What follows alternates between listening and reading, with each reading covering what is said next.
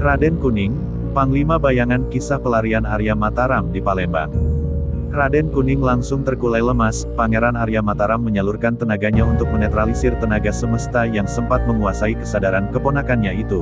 Wajah yang semula berwarna putih pucat tersebut perlahan mulai memerah, pertanda aliran darahnya telah normal kembali. Pangeran Arya Mataram menghentikan penyaluran tenaga dalamnya. Mengapa tenagamu seperti ini? Pangeran Arya Mataram berseru kaget, ketika ia menghentikan penyaluran tenaga dalamnya. Ada tenaga liar dari tubuh Raden Kuning yang memaksa tenaganya tetap terhubung. Tidak berhenti sampai di situ saja. Tenaga dingin dalam tubuh Raden Kuning mencoba menerobos masuk ke dalam tubuh pewaris keraton Jipang itu. Pangeran Arya Mataram langsung memejamkan matanya. Ia menghirup tenaga dari semesta dan mengumpulkan di dada. Tenaga dalamnya berubah menjadi dingin. Seketika tenaga inti bumi yang disalurkannya hilang digantikan dengan tenaga semesta. Dengan merubah penyaluran tenaganya, tenaga liar dari dalam tubuh Raden Kuning berhenti menyerangnya. Astagfirullah, ada tenaga aneh dalam tubuhmu. Ger, jahat sekali tenaga itu. Kalau tak salah perkiraanku, itu adalah tenaga dalam dari orang-orang asing itu. Jangan engkau pergunakan tenaga semestamu, karena ada tenaga jahat yang menjadi parasit dalam tubuhmu saat ini.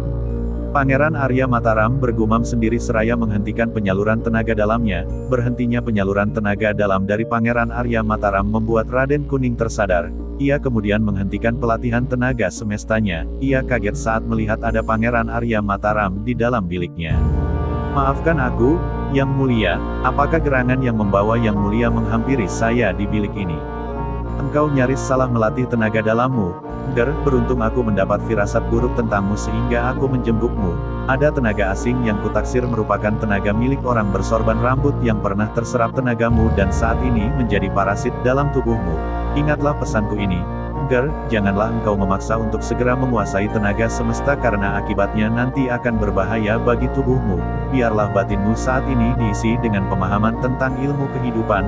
Yakinlah, jika memang milik, nantinya engkau bisa segera memiliki kepandaian kembali. Raden Kuning hanya terdiam saja ketika Pangeran Arya Mataram berlalu dari hadapannya. Ia duduk kaku di atas pembaringan. Terlihat sekali jika dirinya masih sangat terpukul dengan keadaannya sekarang. Setelah sempat duduk diam termenung, laki-laki pilih tanding itu akhirnya merebahkan tubuhnya dan memejamkan mata.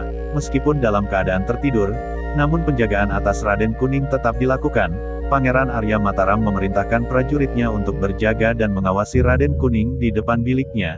Terlihat dua orang prajurit Jipang yang berjaga mengawasi orang yang pernah menjadi pimpinan pasukan khusus yang bertugas menjaga Pangeran Arya Mataram tersebut. Sementara itu di buritan kapal, tiga prajurit pilihan keraton Jipang yakni Bujang Jawa, Punggawa Tuan dan Kedum baru sadar dari pingsannya. Ketiga prajurit yang baru mendapatkan tenaga dalam inti bumi dan tenaga kawedar dari Raden Kuning itu merasakan tenaga mereka bertambah dan langkah kaki mereka enteng. Dengan tambahan tenaga sakti milik Raden Kuning itu, tiga prajurit Jipang telah meningkat pesat kepandaiannya hingga sulit dicari lawan tandingnya di kalangan sesama prajurit Jipang. Jika sebelumnya saja kepandaian mereka telah tinggi, dengan tambahan tenaga milik Raden Kuning, mereka telah memiliki dasar untuk mempelajari ilmu Sangkan Paraning Dumadi yang selama ini hanya diwariskan